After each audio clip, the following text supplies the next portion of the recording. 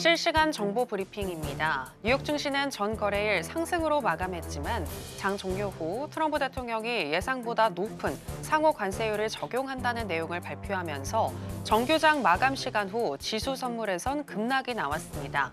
관세 정책이 시장 예상보다 다소 높은 수준으로 발표되자 인플레이션보다 경기 둔화 우려가 더 강하게 반영되면서 미국채 금리는 급락했고 달러 인덱스는 101선까지 내려왔습니다.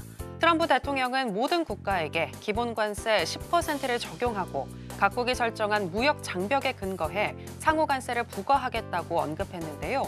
영국과 브라질 그리고 싱가포르의 경우 10%의 기본 관세가 적용되며 중국 34%, 유럽연합 20%, 한국 25%, 일본 24%, 베트남엔 46%의 관세를 부과한다고 밝혔습니다. 참고로 자동차 관세는 오늘 자정부터 발효됐고 기본 관세는 5일, 상호 관세는 9일부터 적용될 예정입니다. 스콧 베세트 미국 재무장관은 현지 시각 2일 블룸버그 TV와의 인터뷰에서 보복에 나서지 말라며 상대국이 맞대응을 할 경우 기존에 발표한 상호 관세 외에 추가로 부담을 지울 수 있다고 경고함과 동시에 협상 가능성을 열어뒀습니다. 트럼프 2기 행정부가 출범하고 2월을 정점으로 주식시장이 하락한 것을 두고는 나는 시장 평론가가 아닌 재무장관이 되려고 노력하고 있다며 내가 강조하고 싶은 건 나스닥이 정점을 찍었다는 것이라고 덧붙였습니다. 더불어 우리가 여전히 디톡스 기간에 있냐고 생각하느냐의 질문에는 디톡스 기간은 관세와는 상관없다. 디톡스 기간은 우리가 지속 불가능한 양의 부양책을 운영했던 정부 지출과 관련이 있고 그것은 그만둬야 한다고 답했습니다. 엔화 가치가 미국 상호관세 발표에 따른 안전자산 선호 심리 확산에 근 2년 만에 최고치에 다가섰습니다. 전일 977원 수준이던 N1 환율은 오늘 20원 가까이 상승해 장중 996선을 터치하면서 1000.7원을 기록했던 2023년 4월 27일 이후 최고 수준까지 치솟았습니다. 도널드 트럼프 미 행정부의 상호관세 발표로 미 경기 침체 우려가 커지며 글로벌 미국 달러화가 약세를 보인 가운데 엔화가 안전자산으로 부각돼 강세를 띈 것이란 분석인데요. 일각에서는 N1 환율이 1000원을 돌파하는 시기가 올 하반기에서 2분기로 빨라질 것으로 보인다고도 전망했습니다. 유가가 낙폭을 키우고 있습니다. 경기 침체 우려 속에 글로벌 원유 수요 둔화 가능성이 높아진 데다 미국이 최대 원유 공급국인 캐나다와 멕시코산 원유에 상호 관세를 면제하면서 공급 우려가 완화된 것도 한몫을 했습니다. 여기에 오늘은 오펙 플러스 8개국이 5월 하루 41만 1000배럴 증산 계획을 앞당기겠다고 발표하는 등 유가의 하방 압력을 키우는 재료들이 쏟아지고 있습니다.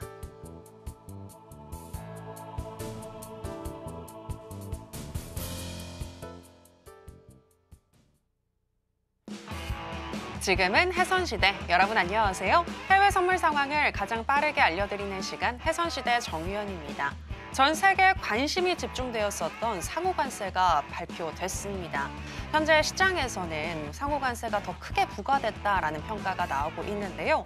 트럼프 행정부는 기존에 예고했었던 기본 관세 외에 최소 10% 이상의 상호관세를 모든 국가에 부과하겠다고 발표를 했습니다. 이를 통해서 선물 시장은 급락하는 모습 연출이 되고 있고요. 또 오늘 주요 3대 지수 모두 다 하락으로 출발을 했습니다. 앞으로 어떻게 전개될 수 있을지 이야기 나눠볼 거고요. 그리고 오늘은 신규 실업수당 청구 건수와 그리고 방금 전에 서비스업 PMI가 발표됐습니다. 나스닥 선물에는 어떻게 반영이 되고 있는지 짚어드리겠습니다. 그럼 본격적인 시작 전에 주요 경제 지표부터 만나보고 오시죠.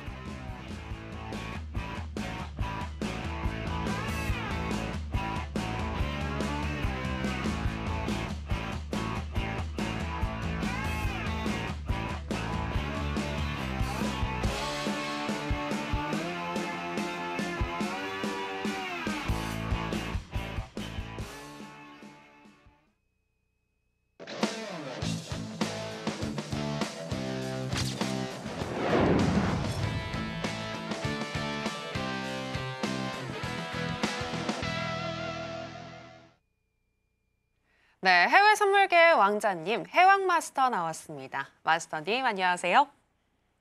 네, 시청자 여러분들께도 인사 부탁드립니다. 네, 안녕하세요. 해왕입니다. 네, 또 굉장히 중요한 시기에 나오게 됐네요. 여러분들 오늘 전일 이제 새벽 5시에 이제 관세 발표가 이어지면서 이제 미장이 많이 무너진 모습을 그리고 있어요. 향후 어떻게 보면 미국 증시에 대한 대응, 그리고 코스피에 대한 대응, 그리고 유가에 대한 대응을 어떻게 하는지 오늘 1시간을 통해서 브리핑을 드리도록 하겠습니다. 1시간 동안 잘 부탁드립니다.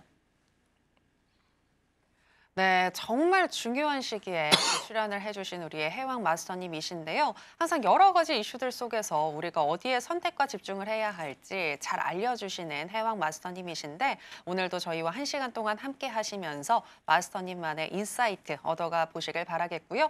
그리고 또 저희 방송 너튜브로 실시간 라이브 스트리밍도 되고 있습니다. 들으시면서 혹시 궁금하신 내용이 있으시다면 댓글을 통해서 많은 참여 부탁드리겠습니다. 자, 그럼 본격적으로 해선시대 출발해 보겠습니다. 먼저 나스닥 선물부터 현재 어떻게 흘러가고 있는지 시세 체크와 더불어서 이슈 체크, 전략까지 챙겨보겠습니다. 네, 나스닥 선물 차트 살펴보시겠습니다. 트럼프의 상호 관세 발표 이후에 개파락으로 오늘 시작을 했고 우하향하는 흐름 계속해서 나타났는데요. 오늘 신규 실업수당 청구 건수를 통해서 고용이 견조하다는 것이 또 한 번 확인이 됐지만 10시 7분경에 18,842포인트 선까지 떨어지기도 했고요. 그 이후에 횡보하는 흐름 나타나다가 이후에 개장을 하면서 장대 양봉이 나오면서 10시 39분경에는 19,074포인트까지 터치하기도 했습니다. 그리고 우리 시간으로 11시경 서비스업 PMI가 시장 예상치를 하회하는 수치로 발표가 되자 다시금 지금 우하향하는 흐름 나타나고 있는데요. 현재 4.17% 정도 하락한 18,934포인트 선 지나가고 있습니다. 자, 그러면 나스닥과 관련한 이슈도 이야기 나눠보도록 하겠습니다. 네, 상호 관세가 발표되고 선물 시장 급락세 계속해서 이어지고 있습니다. 앞으로는 어떤 흐름 전개될지 이야기 나눠보겠습니다. 자, 마스터님, 발표된 상호 관세가 예상보다 더 크다라는 분석이 지금 많이 나오고 있는데 마스터님은 어떻게 보시나요? 네, 뭐 예상보다 크게 나왔어요. 뭐 그렇기 때문에 시장에 대해서 굉장히 부정적 영향을 끼친 거는 맞고, 네네. 뭐 분석을 통하더라도 사실 이제 관세를 진행하면은 이제 뭐 법인세율 감세를 해주겠다 하면서 어떻게 보면은 이익적인 법인에 대한 어떤 이익적인 부분을 좀 상쇄할 수 있게 도와주겠다 이렇게 좀 발표를 했지만 실질적으로 분석을 통하면은 이제 관세에 대한 부분이 어떻게 보면 영업이익을 더 추가적으로 초래하는 거는 좀 사실로 드러나는 상황이에요. 뭐 화면 보면서 좀 설명을 드리도록 하겠습니다. 뭐 이제 모든 국가에 대해서 이제 관세 관련해 갖고 발표를 했죠. 뭐 왼쪽 차트 관련해서는 뭐 아침에 트럼프가 직접 들고 나왔기 때문에 뭐 다들 보셨을 거라고 생각을 합니다. 근데 중요한 거는 사실 이제 주가라는 거는 이제 영업이익에 따라 굉장히 달려 있고 그 어떤 투자에 대한 수요가 몰리면 미 증시는 당연히 올라가게 돼 있는데 이번 관세에 대한 영향은 이제 법인세율 감세하더라도 사실 이제 부정 영향을 상쇄할 수 없다 이렇게 좀 평가를 하고 있어요. 대부분이. 쉽게 얘기하면은 그냥 악재인 거죠, 악재. 근데 제가 계속 얘기를 하는 건 트럼프는 왜 자꾸 이거를 유도하냐 이거를 좀 이해하시라고 계속적으로 얘기를 드린 거예요. 보호주의 국가를 정확하게 펼치려면은 이제 영업이익을 하락시키고 경기 침체를 유발을 해야 된다라고 평가를 드렸었죠. 이 하나의 시작점이라고 좀 생각하시면 좋을 것 같습니다.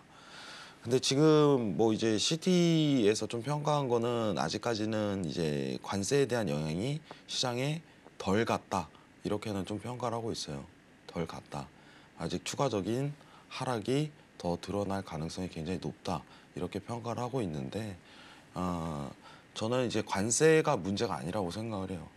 이제는 네. 이제 관세라는 건 이제 시장에서 좀 이제 드러난 어떤 이제 악재가 있고 이제 또 다른 숙제가 놓여 있죠, 여러분들. 이제 5월, 6월 되면은 또 이제 미국 부채 한도 협상 때문에 또 골칫거리가 썩을 거예요. 예. 그래서 사실 이제 미 증시가 무너지면 전 세계적으로 좀 증시가 무너지는 경향이 굉장히 큽니다.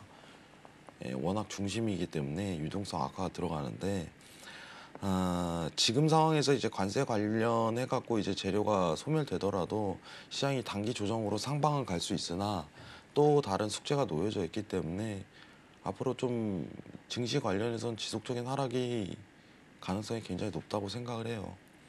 제가 한 달 정도 좀 얘기를 드렸었는데 이제 미증시는 고점이 나왔다라고 조금 언급을 드린 바가 있어요. 왜냐하면 미증시가 계속적으로 오르려면은 어떤 유동성을 일으킬 만한 요인이 있어야 되는데 지금 실적 앞두고 사실 이제 영업이익의 하락을 초래하는 관세라든가 이제 부채 한도에 대한 난항을 계속적으로 이어지게 된다면은 증시에 대한 유동성은 없어질 거라고 생각을 합니다. 예. 다만 우리가 이제 알아야 되는 거는 2007년 리먼 브라더스 사태 때는 시작점은 2007년이었지만 시작에 대한 트리거는 2008년에 시작이 됐어요. 지금은 어떻게 보면은 좀 중기적인 하락인데 어떤 투자로서 주식에 대한 투자로서에 대한 매력 포인트는 전혀 느끼지 못할 거라고 생각을 해요. 저는 이 부분이 길면은 1년 반 정도 갈 거라고 생각을 합니다. 1년 반 정도. 이제 경기 침체라고 얘기를 하죠. 예. 뭐 관세는 어쨌든 결과는 드러났습니다. 생각했던 것보다 더 추가적인 어떤 악재가 조금 다소 드러났고 그러기 때문에 시간에 어떻게 보면은 하락 부분이 좀 다소 드러난 부분이 커요. 단기 지지는 아직은 유효합니다. 단기 지지는 좀 이따 차트 보면서 설명드리겠지만은 추가적인 어떤 악재가 계속 남아있는 상태에서 주식을 증시를 살릴 수 있는 요인이 따로 있을까요? 라고 했을 때 저는 그거는 좀 발견되지 않는다는 입장을 좀 고수합니다. 아시겠죠? 중요한 건 이거예요. 뭐 저도 동감하는 편인데 법인세율을 감면한다고 하지만은 관세에 대한 부분이 너무 크기 때문에 법인세율에 대한 감면 효과가 그렇게 크지는 않다. 이렇게만 평가하시는 게 좋을 것 같아요. 이상입니다. 네, 트럼프의 관세에 대한 영향이 아직 다 반영이 되지 않았고 이 관세 이슈 외에도 또 부채 한도 협상이라는 큰 산이 남아있기 때문에 미국 시장 지속적으로 우하향할 가능성이 높다라고 분석을 해주셨습니다. 다만 단기 저점 라인은 분명히 있다라고 말씀을 해주셨는데요. 이 라인을 안다면 여러분들이 또 접근을 해서 수익을 내볼 수 있는 타점으로 활용을 해볼 수도 있을 것 같은데 그 부분은 잠시 뒤에 저희가 짚어드리도록 할 거고요. 자, 그리고 계속해서 또 질문 하나 더 드리겠습니다. 이전에 출연을 하셨을 때 트럼프가 이렇게 관세 정책을 유지하는 것은 달러 패권을 유도하기 위해서다, 강화하기 위해서다 그런 말씀을 하셨잖아요. 근데 지금 상호관세 발표 이후에 사실 유로나 아니면은 뭐 엔화가 오르지 달러 인덱스는 오히려 하락하는 흐름 나타나고 있는데 이 부분은 어떻게 보시나요? 그러니까 이게 제가 그때 표현을 했던 거는 지금 당장에 대한 환율은 크게 의미가 없어요. 환율적인 부분은 사실 굉장히 크게 의미가 없고 달러 패권을 유지하기 위해서는 부채를 줄여야 되는데 왜냐하면 앞으로 향후가 문제잖아요. 미국 입장에서는 달러 패권을 유지하려면 달러를 지속적으로 발행할 수 있어야 되거든요. 그럼 발행한다는 건 무슨 의미예요? 채권을 채권을 발행할 수 있을 만한 조건이 돼야 되는데 지금 부채가 너무 많으니까 그러니까 달러랑 쉽게 얘기해서 채권이랑은 어떻게 보면 상호 관계예요. 이 부분 이해하셔야 돼요. 그럼 달러 패권을 유지하기 위해서는 채권 발행이 유효해야 되고 그 수요가 정확해야 된다. 타 국가에서 미 국채에 대한 수요가 일정량이 유지돼야 된다. 이게 전제가 깔려야 되는데 어, 저는 그렇게 생각을 해요. 굉장히 어떻게 보면 쉽게 설명을 좀 드릴게요. 미국 빼고 다 망해야 돼요. 그래야지 이게 유지가 돼요. 그게 관세 정책의 하나의 시작이라고 저는 보고 있습니다. 예. 진짜 이게 맞아요. 내가 좀 덜 힘들려면 옆에 있는 사람을 정말 괴롭히면 돼요. 그게 관세예요. 영업이익을 계속적으로 하락시켜서 미국 제외하고는 굉장히 힘들게끔 계속 만드는 거예요. 유도하고. 이해하시겠죠? 그게 관세에 대한 어떤 정책이라고 생각하시면 됩니다. 그럼 추후에 어떤 부채를 녹일 수 있는 어떤 수단을 만들 거예요. 그러면 달러 패권은 자연스럽게 유도가 됩니다. 지금 당장에 대한 어떤 달러 관련해서 환율은 크게 의미가 없어요. 크게 의미가 없다. 확인해 보시면 됩니다. 최근 달러 차트가 굉장히 하락을 하고 있죠. 제가 박스피라고 계속적으로 언급드린 이유는 달러 차트는 지금 분석에 대한 내용에 의미가 없어요. 왜냐면은 전 세계가 그 유로랑 미국이랑 금리 인하 시기 때문에 요 안에서 그냥 랠리예요. 랠리. 이해하시겠죠?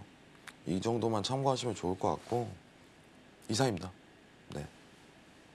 네, 지금 당장은 달러 인덱스가 내려가더라도 이렇게 관세 정책이 계속해서 유지가 되고 또 부채 한도를 또 녹일 수가 있는 그런 방안이 나타나게 된다면 달러의 패권은 자연스럽게 유지가 될 것이다라는 부분 들어봤습니다.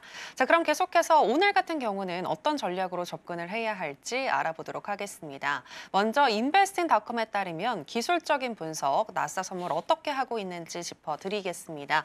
일간 기준으로는 매도 사인을 주고 있는데요. 12개 지표들 중에서 4개의 지표가 매도를 가리키고 있고요. 시간당으로 해서 봤을 때에는 RSI와 ADX, CCI, 하이로스, 오실레이터, ROC, 브랜베어 파워 이렇게 7개의 지표가 매수를 가리키고 있습니다. 자, 그렇다면 마스터님의 의견은 어떠하신지 팻말을 통해서 알아보겠습니다. 마스터님 팻말 준비해 주시고요. 하나, 둘, 셋, 빠밤. 매도 사인 주셨습니다. 네, 중장기적으로도 그리고 오늘도 매도인가요? 오늘 단기적인 관점만 좀 보고 싶어요, 저는. 네네. 예. 단기적으로. 사실 어제 이제 일봉에 대한 차트가 이게 추세적으로 연결될까 이게 고민이 굉장히 많았었는데 사실 어제 그 5시 전에 트레이딩하는 건 굉장히 힘들었을 거라고 생각을 해요. 뭐 이제 선물 트레이딩하는 입장에서. 왜냐면은 어떤 결과치가 나올지 모르는 상황 내에서 그 가능성이 이어지기 때문에 근데 지금 제가 좀 우려스러운 거는 오늘 차트가 이제 18,700까지는 조금 이제 눌릴 가능성이 굉장히 높다라고 평가를 하고 있어요. 18,700입니다.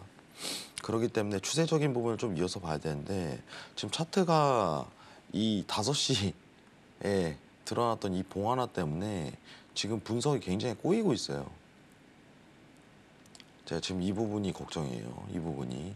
저항에 대한 부분은 어디 포인트에서 잡을지 이 부분이 굉장히 어렵게 흘러가는데 오늘 잠깐만 좀 변경을 하도록 하겠습니다. 죄송합니다. 네. 관망으로 좀 변경을 오, 하도록. 관망이요? 네. 네, 이유는요? 네, 기술적 분석이 조금 힘들어요. 저는 이 봉하나 때문에. 일단 18,700까지는 조금 더 내려갈 수 있는데 조정 반등이 충분히 나올 수 있는 구간이거든요. 차트 하나만 좀만 더 보도록 할게요. 잠시만 화면 내리겠습니다. 네. 자, 화면 다시 한번 볼게요. 제가 지금 좀 보고 있는 게 하모닉 패턴을 하나 보고 있는데 지금 일단은 하모닉 패턴 구성상 단기 지지가 18,800으로 찍히거든요. 이 부분은 제가 노란톡으로 좀 올려드리도록 할게요. 18,000에 대한 부분이 지지를 받는다면은 단기 조정이 좀 다소 드러나요. 이 구간대 머문 때 안에서 이 포인트를 좀 보고 있어요. 지금 당장은. 그래서 단기 반등에 대한 어떤 초점을 좀 맞추시는 게 유리하다고 생각을 하는데 오늘 일단은 18,800 지지 받는지 여부 측정하고 내일부터 대응하시는 게 오히려 좀 더 나을 것 같아요. 내일부터. 이제는 좀 재료 소멸 시기거든요. 재료가 사실 우리가 예상보다 관세를 더 부과했기 때문에 시장의 하락을 초래했다 이렇게 볼 수 있지만은 재료가 소멸됐기 때문에 단기 반등에 대한 어떤 조정은 좀 드러날 가능성은 굉장히 높은 국면이다 이렇게 측정하시면 좋을 것 같아요. 자, 그러면은 주식을 해도 괜찮은가요? 라는 질문이 좀 다소 있을 수 있어요. 주식을 해도 될까요? 저는 여러분들한테 계속 얘기 드리지만은 미 증시에 대한 부분은 고점이 나왔습니다. 계속적으로 평가를 드린 거예요. 고점이 나왔다. 우리가 지금 보는 나스닥 기준으로 22,380포인트 선물 기준입니다. 여기가 앞으로 저는 어떻게 보면은 몇 년 안에는 다시 도달할 수 없는 범위가 될 수 있다. 이렇게 생각을 하거든요. 왜냐면은 시장에 대한 유동성을 측정할 수가 없어요. 전혀 지금 연준이라든가 미 정부가 유동성을 일으킬 만한 요인을 만들려고 노력하지도 않아요. 예. 최근 들었던 어떤 연준에 대한 QT 속도 조절은 어떻게 보면은 지금 유동성을 단기나마 일으키는 단기적인 어떤 해지로밖에 보이지 않는다. 이렇게 좀 평가를 하거든요. 좀 과감하게 얘기 드릴게요. 저는요, 나스닥 딱 9천까지 봐요. 어, 예. 지금의 절반이네요. 네. 9천까지 봐요. 그냥 솔직하게 얘기 드리겠습니다. 그러면은 정확하게 얘기를 하면은 지금 트리거는 아직 발동 안 했습니다. 트리거라는 건 뭐예요? 어떤 금융회사가 하나 부도나야 돼요. 그죠? 근데 그건 굉장히 오래 걸려요. 그러면은 과거 2007년 차트를 계속적으로 보라는 이유는 뭐냐면은 계속 증시를 괴롭힐 거예요. 앞으로. 악재를 통해서 계속적으로 흔드는 구간을 만들면서 계속 괴롭힐 가능성이 높습니다. 2007년 차트 계속 볼게요. 자, 이 차트라고 얘기 드리죠. 지금 구간은 여기에 해당돼요, 여기에. 근데 본격적인 시장의 하락은 1년 뒤에 나타나는 경우가 굉장히 많아요. 1년 뒤에. 1년 뒤. 그러면은 내년 상반기 때가 굉장히 위험하다고 평가를 하고 그때 올해 연말, 내년 초에 제대로 된 트리거가 발동될 가능성이 높다고 생각을 해요. 제가 여러분들한테 얘기를 드리고 싶은 거는 우리가 그럼 이 상황에서 수익을 내려면은 뭘 해야 될까요? 라고 계속 얘기를 드리잖아요. 그죠? 제가 지지난주에 뭐라고 했죠? 어떤 하나의 투자 상품을 직접적으로 언급을 했어요. 그때 했던 게 엔화로 미국채를 사세요. 원화로 사는 것이 아닌 엔화로 미국채를 사세요. 이렇게 평가를 드렸습니다. 왜냐면은 엔화라는 거는 금 못지않은 굉장한 안전자산이에요. 안전자산입니다. 근데 최근에 엔화가 많이 눌렸던 거는 모두가 긴축하고 있는데 양적 완화를 하고 있기 때문에 어떤 엔화에 대한 가치가 많이 떨어져 있는 상태에서 시장이 이제 반전이 드러납니다. 일본은 BOJ는 금리 인상하는 7월에 대한 예상을 하고 있을 뿐더러 이렇게 글로벌에 대한 어떤 불확실성이 굉장히 고조되면은 엔화에 대한 안전자산 평가로 이제 수급이 이동하는 현상이 분명히 드러날 거라고 생각을 해요. 이게 첫 번째 이유고 두 번째 이유는 트럼프가 미 국채 금리를 올릴 수 있는 활동을 절대 펼칠 수가 없어요. 지금 10년물 미 국채 금리가 올라가게 된다면 미국 터집니다. 미국 터져요. 이거는 드러날 가능성이 굉장히 적기 때문에 그럼 완전히 더블 타겟이에요. 두 개 양타 먹겠다는 거예요. 엔화로 미국채 사자. 차트 한번 볼게요. 자, 엔화 차트 한번 보도록 하겠습니다. 자, 자 보세요 한번. 자, 엔화랑 미 국채가 동시에 움직이죠. 그죠? 그럼 두 개 다 먹을 수 있는 거예요. 수익을. 이거는 장기로 괜찮아요. 중장기로. 그러면은 한 1년 끌고 가는 거예요. 1년 끌고 가는 거. 제가 그때 방송에서 얘기했던 게 제가 웬만하면 상품 투자에 대해서는 굉장히 신중해요. 왜냐면은 포지션을 오래 끌고 가시는 분들에게 있어서 저는 피해를 주면 안 된다고 생각을 해요. 왜냐면 시청자들 분들 연령대가 이제 50대 이상이 굉장히 많은데 이게 네. 빠르게 매매하기가 굉장히 어렵단 말이죠. 네네. 그러면은 나는 현금 보유량보다는 지금은 어떻게 보면 물가 상승률보다 좀 더 나은 투자 수익을 원해라고 했을 때 이거는 두 배에 대한 가치를 끌어올릴 수 있는 수단이라고 생각을 해요. 여러분 지금 금 좋아하시죠? 그죠? 금값이 몇 년 사이에 두 배 올랐죠. 이건 이제 시작이에요. 여러분들. 이제 시작이란 말을 먼저 드리는 거예요. 왜냐하면 엔화가 그간 눌려 있었기 때문에 가능한 거예요. 그간 눌려 있었기 때문에.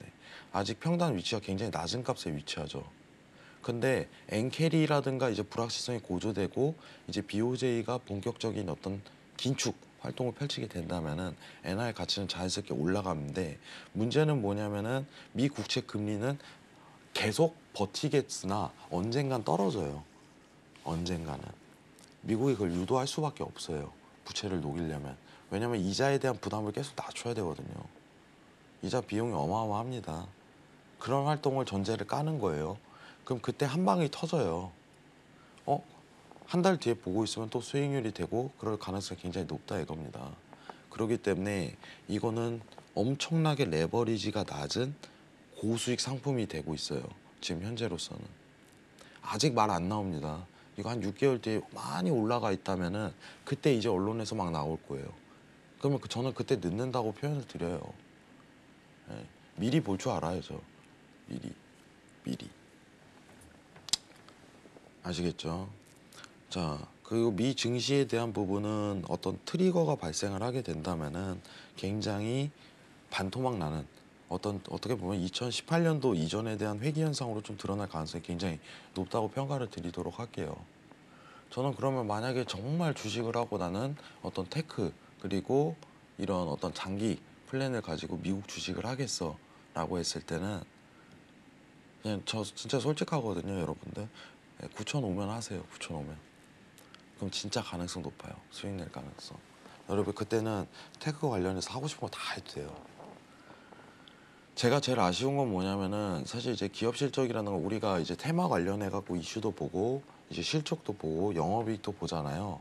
근데 거시 환경이 매크로가 유동성이 발생 못하는 구간에선 아무리 실적이 좋고 아무리 기업이 계속 매출이 발생한다고 하더라도 주가는 달라요. 주가는 결국 뭐예요? 시장에 대한 어떤 수요층이에요.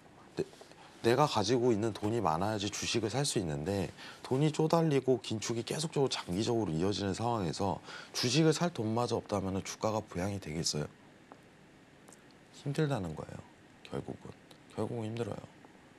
그래서 제가 항상 거시 환경을 보면서 트레이딩에 대한 어떤 장기 플랜을 짜라고 얘기 드리는데 저는 요새 굉장히 사실 기분이 좋습니다. 왠 줄 알아요? 이미 다 현금화하셨어요? 네, 저는 기회가 올 거라고 생각하거든요. 전 또 돈을 벌 기회가 올 거라고 생각을 해요. 왜냐면은 다 무너지면 저한테는 기회예요. 그럼 지금 상황에서는 굉장히 레버리지가 낮은 국채라든가 아까 엔화 같은 상품을 돌려가면서 그죠? 어떤 안전자산 그냥 냅두고 기다리는 거예요. 그래, 나 빼고 다 힘드네. 이런 구조가 저는 예상을 했었어요. 예. 근데 사실 이게 이루어진 이유는 뭐냐면요. 저는 리포트라든가 어떤 언론에 대한 부분을 누가 평가를 하더라도 굉장히 객관적인 상황만 놓고 제가 분석하려고 노력을 시도를 많이 해요. 누가 이거 좋다더라 이거보다는 이거 굉장히 좋다더라라고 했을 때는 굉장히 위험한 거거든요. 예. 그런 부분을 좀 많이 활용을 해요. 재밌는 얘기를 하자면은 워렌 버핏이 엄청난 천재가 아니에요. 하지만 경험이 많은 사람이기 때문에 살아남을 수 있다. 이런 평가를 드리거든요. 지금 놓인 환경 이거를 다 또 기억을 해놔야 돼요. 이런 상황이 또 펼쳐집니다. 10년 뒤에. 아주 먼 미래겠지만은. 좀 정리만 해드릴게요. 지금 트레이딩하는 구간은 절대 아닙니다. 여러분들. 제가 지난주 그리고 한 달 전부터 계속적으로 얘기했던 부분은 모든 주식에 대해 정리하는 구간이다라고 평가를 많이 드렸었어요. 그러면서 상품에 대한 투자 가능성을 어떤 부분을 고려해야 될지 제가 언급을 많이 드렸는데 만약에 3주 전에 엔화로 미국채를 사신 분들은 지금 아직 수익 중이겠죠. 그럼 시작점이 굉장히 좋은 거예요. 근데 이런 부분을 미리 평가하고 그 가능성을 미리 볼 줄 알아야 돼요. 자, 앞으로 노인과제 뭐라고 했죠? 관세가 문제가 아닙니다. 이제 6월 딱 마감되면 협상 들어가야 돼요. 근데 민주당이 가만히 있겠냐고요. 여러분들 협상 함부로 해주겠어요? 함부로 안 해줘요.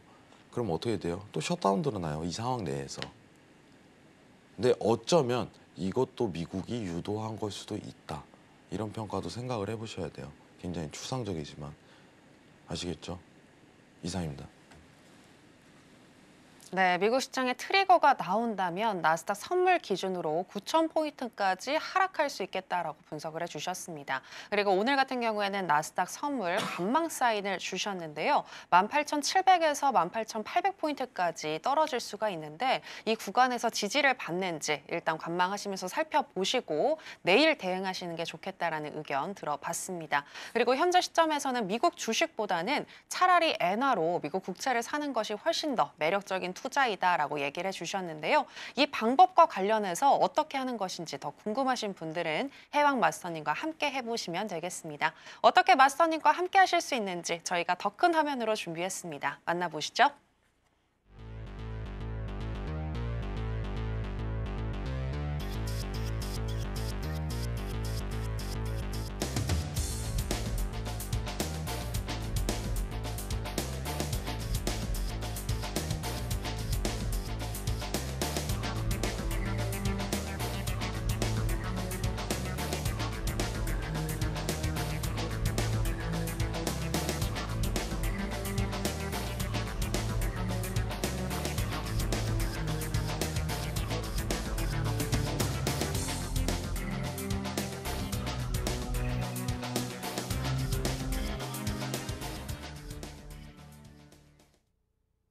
네, 계속해서 크루드오일 선물로 들어가도록 하겠습니다. 현재 시세와 더불어서 전략 체크해 보겠습니다. 네, 크루드오일 선물 차트 살펴보시겠습니다. 오일도 상호간세 발표 이후에 수요가 급감할 것이라는 전망이 나오면서 하락세 이어지고 있고요. 또 오펙 플러스가 원래 5월에 계획했었던 증량 외에 2달간 추가 증량에 합의했다는 보도가 나왔고, 또 캐나다와 멕시코산 원유에 미국이 상호간세를 면제하는 등 여러 가지 악재가 겹치면서 현재 7% 넘는 하락세 이어지고 있습니다. 우리 시간으로 2시 이후부터 쭉 우하향하는 흐름이 나타나면서 10시 17분경에는 66.38달러까지 터치를 했고요. 현재는 7.14% 정도 하락한 66.59달러 선 지나가고 있습니다. 자, 그러면 전략도 체크해 보겠습니다. 네, 먼저 인베스팅닷컴에 따르면 크루드오일 선물 현재 기술적으로 어떻게 분석하고 있는지 짚어드리겠습니다. 일간 기준으로는 적극 매도 사인을 주고 있습니다. 12개 지표들 중에서 7개의 지표가 매도를 가리키고 있고요. 시간당으로 해서 봐도 적극 매도인데요. 스토캐스틱과 MACD, ADX, CCI, 하이로스, 오실레이터, ROC, 브랜베어 파워 이렇게 8개의 지표가 매도를 가리키고 있습니다. 자, 그렇다면 마스터님의 의견도 알아보겠습니다. 마스터님 팻말 준비해 주시고요. 가겠습니다. 하나, 둘, 셋, 빠밤. 네, 역시나 매도 사인 드셨습니다. 네, 오늘 들어가도 될까요? 아니요, 오늘 안 돼요. 오늘 안 돼요? 이미 다 하락할 만큼 하락했을까요? 네. 아니요, 다 하락한 건 아닌데 계속 내려갈 거예요, 앞으로. 네, 근데 그건 차트 보면서 제가 좀 설명을 드리고. 네. 제가 사실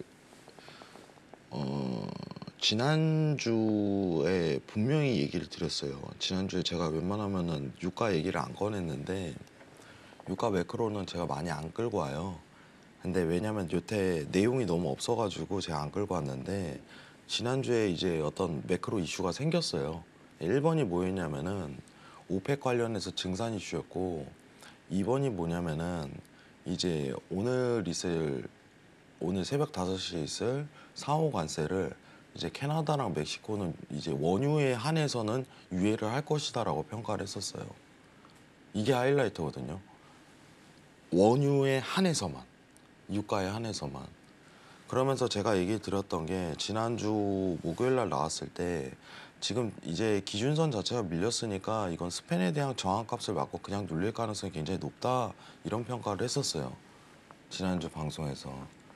그 위치값이 정확히 72달러였는데 여러분 보시면 아시지만 72달러 맞고 지금 67달러까지 좀 무너져 내린 상황입니다. 단번에.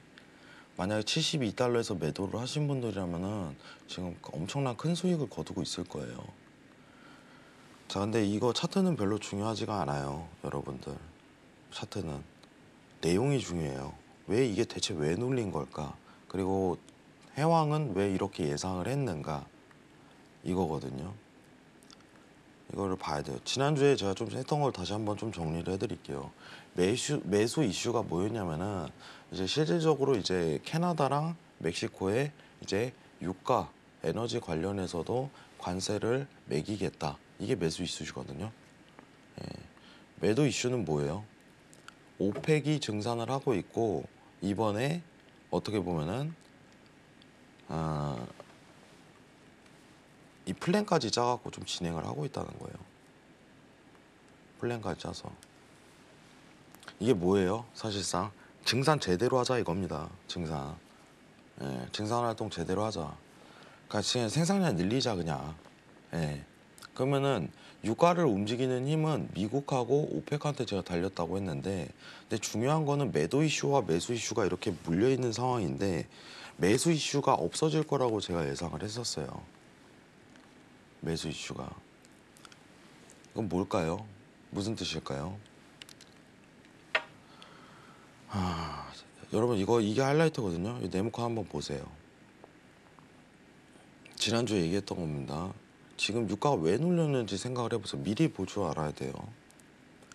네.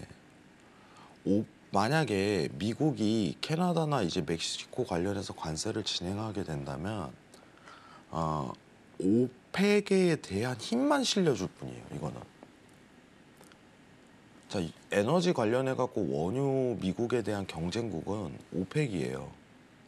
중동 집단이란 말이에요. 그러면은 만약에 관세를 부여해 버린다면은 미국은 생산량 자체가 급감해 버린 현상이 펼쳐지고 오펙만 괜히 증산해 버리는 상황으로 굉장히 이 친구들만 덕을 보는 상황이 펼쳐지기 때문에 원유에 한해서는 유예를 할 것이다라고 제가 어떤 결론치를 내렸어요. 그렇기 때문에 매도를 보되 기술적 분석으로 72달러에서 보는 게 지금은 적정하다 이렇게 평가를 했습니다. 예. 그리고 결과치가 나왔죠. 오늘 새벽에 결과치가 나왔습니다. 캐나다와 멕시코 관련해서 관세를 원유에 한해서는 제외를 했습니다. 그죠? 너무 뻔한 스토리였어요. 지금 여기서 만약에 이거 관세를 해버렸으면은 이거 오펙 좋은 꼴 만들어버려요. 미국이 그렇게 가만히 있을 리가 없어요. 예. 뭐 근데 대신에 어떤 이렇게 뭐 건덕진 하나 줬죠. 야 대신에 내가 너네 관세 에너지는 제외해줄게. 대신에 뭐 밀수나 이런 거 이민 문제는 좀 합의를 보자. 이건 하나의 그냥 요식이죠, 요식. 그러면 전체적인 틀은 오펙 좋은 걸 보여줄 수 없으니까 나는 캐나다랑 멕시코 관련해서 원유는 안 돼. 이건 제외하자. 이건 미국이 힘들어져. 야, 진짜 이건 진짜 제가 그냥 쉽게 얘기하지만 미국 진짜 나쁜 놈들이에요. 자기는 이게 괜히 이거 이렇게 만들잖아요. 대신에 우리 이거 이민자랑 이거 해야 되니까 너네 이거 해줄게. 말도 안 되는 소리예요. 이거 오펙 견제하려고 그런 겁니다. 예. 결국 이거 그러기 때문에 지금 앞으로 이제 내용 자체는 뭐냐면은 매도 이슈가 너무 세요. 앞으로 향후. 그러면은 60달러까지는 순식간에 좀 내려갈 가능성이 굉장히 높고 이거는 추세로 평가를 할 수 있다. 이렇게 보시는 게 맞습니다. 추세로 평가할 수 있다. 자, 전일 장에 대한 부분이 지금 순식간에 내려앉았죠. 그죠? 그러면은 지금 어떤 기준선에 대한 부분은 계속적으로 변화가 들어가기 때문에 추후에 기준선에 대한 지지 반등이 올 때까지 좀 대기를 해야 돼요. 지금은 대응이 안 됩니다. 전일 새벽에 터진 거기 때문에. 그러면 68달러 내외에 대한 포인트가 형성될 가능성이 굉장히 높은데 여기까지는 좀 대기하시는 게 좋아요. 그리고 또 추가적인 매도를 지속적으로 평가하는 게 유가 관련해서 굉장히 유리하다. 이번에 좀 오펙 친구들이 마음을 좀 단디 먹었어요. 이번에 계획 플랜도 짜는 거 보니까 제대로 증산을 하고 그걸 지키자 이 취지가 강한 것 같은데 가능성이 굉장히 높다고 생각을 합니다. 그렇기 때문에 유가 관련해 갖고 60달러도 깨질 가능성이 굉장히 높은 상황인 만큼 유가에 대한 트레이딩을 조금 공격적으로 매도로 보시더라도 수익을 거둘 가능성이 저는 굉장히 높다고 생각을 해요. 자, 그러면은 증시랑 유가랑 좀 비교를 해볼게요. 증시는 뭐예요? 상황이 매크로 환경이 뭐가 언제 튀어나올지 몰라요. 근데 유가는 뭐예요? 이제 계획이 다 짜지고 펼쳐지잖아요. 그리고 앞으로 향후 놓일 과제 자체가 탁탁탁 놓여 있어요, 일정이. 저는 이러면 굉장히 추세적으로 굉장히 좋다고 생각을 해요. 근데 증시는 뭐냐면 안 좋은 악재가 굉장히 많이 남아 있지만은 굉장히 불확실성을 고조시키면서 계속 박스 퓨리도 한번 떨구고 이런 과정이 반복되기 때문에 투자자 입장에서 굉장히 지치는 모션이 나올 가능성이 높다는 거예요. 투자자 입장에서. 매크로 환경이 증시 관련해 갖고는 뭐 쉽게 얘기하고 개판 5분 전이에요. 어떻게 될지 몰라요. 뭐가 갑자기 튀어나오고 새벽에 뭐가 나올지 모르고. 그죠? 이런 부분이 계속 놓인 숙제예요. 그걸 불확실성이라고 얘기합니다. 예. 지금 금값이 또 최고조로 찍었죠. 여러분들. 불확실성이 고조돼서예요. 근데 금을 지금 살 수는 없잖아요. 금 사기에 뭔가 무서워요. 그죠? 저도 무서워요. 금 지금 사라고 하면. 제가 뭐하러 사요? 나는 돈을 벌려고 사는 건데. 그죠? 금은 지금 사기에 굉장히 늦었다라는 평가를 드리고, 아까 얘기했던 엔화나 이제 미국채 위주에 대한 어떤 트레이딩만 진행하시더라도 충분히 6개월에서 1년은 안정적인 수익을 거둘 가능성이 저는 굉장히 높다고 생각합니다. 여러분, 상품이요 너무 다양해요. 우리가 할 수 있고 계속 돈을 벌 수 있는 구조는 나와요. 예. 근데 저는 사실 템버거 이런 걸 별로 안 좋아해요. 여러분, 템버거 좋아하죠? 템버거 한 번에 10배 하고. 근데 저는 그 수익이 독이라고 생각합니다. 제대로 된 어떤 자기에 대한 투자 철학과 가치관이 없이 그냥 막연한 수익률에 대한 상승은, 그거는 중독을 일으킬 요인밖에 안 된다고 생각을 해요. 그래서 지금 상황에서 매크로 환경에서 불확실성이 고조된 만큼 어떤 트레이딩을 해야 되는지 스스로 굉장히 고민을 많이 해볼 시기라고 생각합니다. 주식 외적으로. 그죠? 환율도 괜찮고, 예, 뭐 채권도 괜찮고, 이런 부분으로 활동하시면 좋을 것 같아요. 이상입니다. 네, 크루드오일은 현재 매도 이슈가 훨씬 더 많기 때문에 앞으로 매도 쪽으로, 하방 쪽으로 여러분들 살펴보시면 될 것 같다라고 얘기해 주셨는데요. 구체적인 매도 타점에 대해서 또 알고 싶으시다면 하단에 나가고 있는 내용 참고해서 마스터님과 함께 해보시길 바라겠고요. 그리고 플라이어스 99님께서 지난주 5일 72불 찍고 하락 가능하다라고 하셨는데 귀신이다라고 이렇게 써주셨는데요. 귀신처럼 정말 잘 맞추시는 우리 해양 마스터님께 국내 주식과 관련해서도 한번 질문을 드려보도록 하겠습니다. 마스터님, SY리님이 나스닥 9천 간다고 했는데 한국은 어디까지 보시나요? 이렇게 질문 올려주셨거든요. 한국은 어떻게 될 거라고 보시나요? 위험한, 네? 위험한 발언인데. 아, 너무 위험해요? 그럼 구체적인 타점으로 말씀은 못 하시더라도 지금까지는 2,650은 사실 넘기 조금 어렵다라고 보셨었잖아요. 예, 그냥 솔직하게 얘기해 드릴게요. 네. 1,500 봐요. 1,500이요? 네. 그러면은 그 시점은 내년일까요? 한 내년 저는 중순 보고 있어요. 미국이 9천 정도로 떨어지는 그 시기에 네, 코스피는 1,500. 1,500까지 떨어질 것이다. 네. 네, 이거는 뭐 어차피, 예, 편집을 좀 안 해줬으면 제 개인적인 바람이 있고. 네네. 근데 그거는 미국장이 무너졌을 텐데 시간이 굉장히 오래 걸릴 거예요. 굉장히 오래 걸릴 거예요. 제가 그 얘기를 예전에 꺼내요. 사실 시장을 예측하는 거는 크게 무의미하다고 생각을 해요. 솔직하게 얘기 드리면은 시장을 예상하는 건 어리석은 짓이다라고 평가를 하는 게, 제가 재밌는 얘기를 하나 드리자면은, 이때 제일 많이 올라갈 때, 시장 올라갈 때 제일 많이 왔던 질문이 어디까지 올라갈까요? 였어요. 그때 막 나스닥 지수 11,500 돌파하고 12,000 올라가고 있는데 어디까지 올라가요? 라는 질문이 제일 많았는데, 제가 항상 얘기하던 부분은 알 수 없습니다 라고 했어요. 이거는 유동성이 언제까지 채권을 발행하는지, 미국에 대한 시기에 대한 논의에 대한 문제지, 그러면은 증시에 대한 거품은 계속 껴있게 돼 있습니다 라고 평가를 했거든요. 근데 지금은 만약에 그 트리거가 발생을 한다면은 당연히 미국 부채 관련한 이슈겠죠. 이슈에 대한 문제가 무조건 생길 거예요. 그러면은 증시는 딱 50% 떨어져요. 50%. 고점 대비 50% 정도 보고 있어요.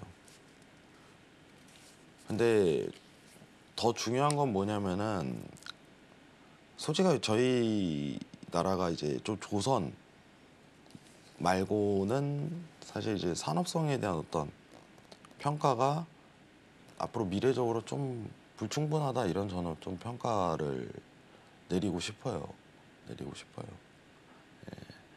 지금 사실 이제 제일 중요한 거는 한국은행도 굉장히 머리가 아플 거예요. 굉장히 이제 부동산에 대한 부분을 조금 위축시키면 안 되는 입장이 분명한데 거품은 굉장히 많이 껴있는 거를 확실히 하고 있고 그 상황이 연출되기 때문에 그걸 충분히 알 거라고 생각을 하고 코스피는 당분간은 박스피를 계속적으로 맴돌 가능성이 굉장히 높습니다. 2750에서 이제 2450포인트 내외에서 박스피는 유지를 할 거예요. 근데 이제 제일 중요한 거는 2400 라인이 무너지게 된다면은 2000선 가는 거는 쉬워요. 굉장히. 근데 조만간이라고 저는 평가를 해요. 2분기 끝나면 7월 내외 그때부터 좀 시작 타점이 드러날 가능성이 굉장히 높고 제가 남은 2분기 내에는 어떤 장기적인 종목은 죄다 정리하라고 좀 언급은 드리고 싶어요. 미리 선제적으로. 장기 종목은요. 이 구간 내에서 단타 수익률은 분명히 나옵니다. 이 하락장에서도 단타 수익률은 나와요. 하락장에서도. 그러면은 나는 정말 국내 주식을 사랑해 라고 했을 때는 정말 어떻게 보면 스윙 이상에 대한 기간 모멘텀을 두고 트레이딩하는 거는 앞으로 독이 될 거예요. 굉장히. 굉장히 독이 될 거예요. 제가 얘기했죠. 만약에 하나 관련해 갖고 몇 배 오르더라도 이거를 길게 먹을 수가 없어요. 왜냐면은 5% 먹고 바로 자르고 5% 먹고 바로 자르고 이런 활동을 펼칠 수밖에 없는 게 어떠한 모션이 펼쳐질 수 있는 상황이 예측이 안 되기 때문에 불확실성이 굉장히 고조되기 때문에 이 트레이딩 자체가 굉장히 레버리지를 유지하는 수단이 돼버리는 거예요. 이것만 좀 참고하시고요. 2750에서 2450 이 구간 안에서 박스피 당분간 유지되는데 올라오면은 전부 정리는 해야 돼요. 마지막으로 코인 관련해서 간단하게만 하나 언급만 드릴게요. 간단하게. 최저점이었죠. 77,000달러, 77,500달러. 이거 무너지면 코인 끝입니다. 그렇게만 참고하시면 돼요. 77,500달러. 이거 무너지면 끝이에요. 77,500이요. 이거 네. 의미 없어요. 저는 코인도 고점 나왔다고 생각하는 주의예요. 코인 고점 나왔어요. 뭐 이것은 무슨 2만 달러 한다, 3만 달러 한다 이런 얘기 많았는데 뭐 지금 솔직히 와서 얘기하지만은 그때 저는 웃었어요. 제정신들이 아니구나 진짜. 근데 그때 뭐 사실 대놓고 저도 이런 발언 했으면요 저만 욕먹어요. 괜히 욕먹어요. 네가 뭘 알아 이래. 지금 트럼프도 하고 있는데 네가 뭘 알아? 네가 코인에 대해 알아? 하면서 막 어려운 용어 꺼내요. 막 이게 앞으로 뭐가 어쩌고 저쩌고 뭐 하고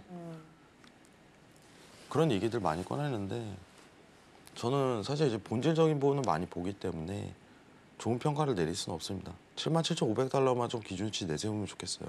이거 무너지면은 조금 이제 코인은 이제 하락장 본격적으로 시장이다. 이렇게만 평가 드리도록 할게요. 이상입니다.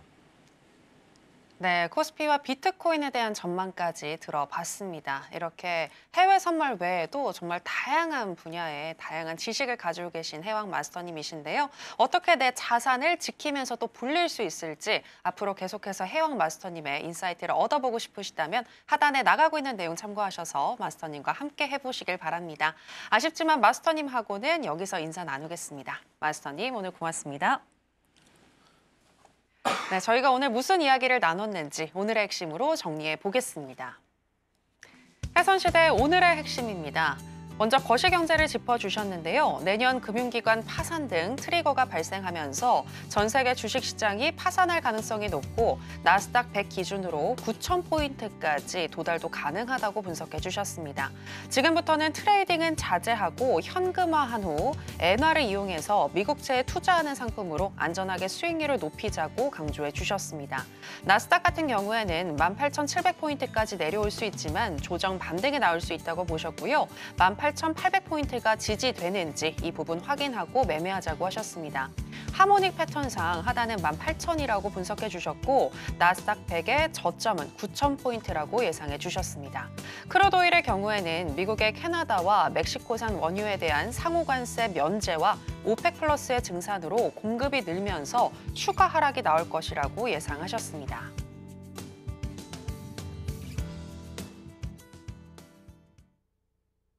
네, 오늘의 핵심 살펴보고 오셨고요. 저희가 방송에서 전해드리는 내용은 투자 판단에 대한 조언일 뿐 해당 상품의 가치나 수익률을 보장하진 않습니다. 저희가 준비한 내용은 여기까지입니다. 함께해 주신 여러분 고맙습니다.